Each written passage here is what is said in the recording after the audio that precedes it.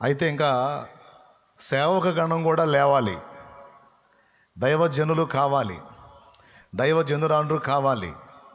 దేవుని సేవ కొరకు నడుంగట్టేటువంటి పనివారు కావాలి. దానికోసం కూడా ప్రార్థన చేయండి. ఒకవేళ నీకు పిలుపుంటే సిద్ధపడు సోదరి. నిన్ను దేవుడు ఆయన పని కొరకు పిలిస్తే నువ్వు కూడా సిద్ధపడు. పోయిన వారం చెప్పాను, బైబిల్ చదవటం మొదలుపెట్టండి. కనీసం 4 నుంచి 7 సార్లు పరిశుద్ధ గ్రంథం చదవండి. ప్రార్థన అనుభవం కలిగి ఉండండి. ఏకాంత ప్రార్థన సాధన చేయండి. ప్రతిరోజు సాధ్యమైనంత వరకు సూర్యోదయం కాకముందే నిద్ర లేవడానికి ప్రయత్నం చేయండి.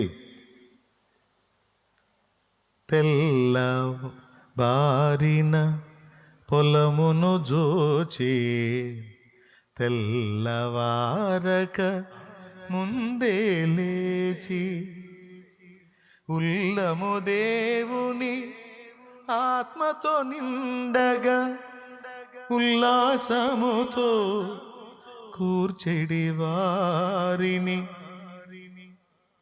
తెల్లబారిన పొలము చూచి తెల్లవారక ముందే లేచి. ఎవరు లేచారు తెల్లవారక ముందు? మన రక్షకుడు. ఆయన వేకువనే లేచి ఇంకా చాలా చీకటి ఉండగానే ప్రార్థించుటకు ఏకాంతముగా కొండకుపోయాను. స్తోత్రం. ఇక్కడ లోకల్లో ఉన్న వాళ్ళు సమీపస్తులైతే స్త్రీలు పురుషులు ఇద్దరు కలిసి ప్రార్థన చేసుకోవటానికి ప్రార్థన తోట ఏర్పరచబడింది. స్త్రీలు ఒకవేళ అక్కడ దాకా రాకపోతే వేకువజామున వచ్చే అవకాశం లేకపోతే పురుషులైనా వేకువజాము ప్రార్థన మందిరంలో చేసుకోవచ్చు. స్త్రీలు పురుషులు ఇద్దరు కలిసి రావచ్చు మందిరంలోకి. అంటే భార్యాభర్తలు ఉన్నారనుకో, చక్కగా భార్య ఇక్కడ చేసుకోవచ్చు, భర్త ఏకాంతానికి తోటకెళ్ళొచ్చు. అన్ని సౌకర్యాలు ఏర్పాటు చేశా, గదులు ఏర్పాటు చేశా, ప్రార్థనా గదులు. మీరు ఏకాంతంగా దేవుణ్ణి కలుసుకోవడానికి అనువైన అన్ని వనరులు ఏర్పాటు చేశా. అంతవరకు నా బాధ్యత నెరవేర్చా. తప్పకుండా తెల్లవారుజామున లేచి దేవునితో ఏకాంతంగా గడిపేటువంటి అనుభవాన్ని సాధన చేయండి.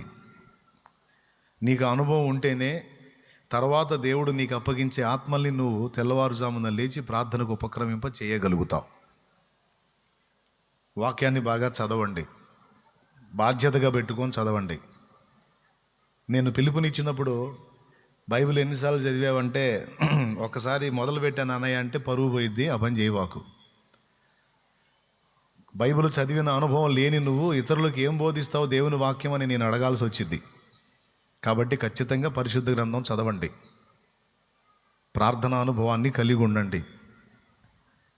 అవకాశం ఉన్నంత వరకు ఇప్పటి నుంచే ఇతరులకు దేవుని గురించి నీకు తెలిసినంత వరకు ప్రకటించడం మొదలు పెట్టండి. అసలు నువ్వెందుకు నమ్ముకున్నావో యేసు ప్రభుని ఎవరు కదిలించినా ఏదో ఒక సాకును ఆధారం చేసుకునైనా సరే వాళ్ళకు సువార్తను ప్రకటించు. నువ్వెందుకు నమ్మావో ఆ కారణం చెప్పు. అసలు ముందు నీ సాక్ష్యంతోనే మొదలుపెట్టు ప్రచురించడం. ఒకప్పుడు యేసుని ఎరగని నువ్వు దేన్ని బట్టి యేసును హత్తుకున్నావో, ఎందుకు ఆయనను సేవిస్తున్నావో తెలియని ప్రజలకు నువ్వు ఖచ్చితంగా చెప్పాలి, దానికి సిద్ధపడాలి.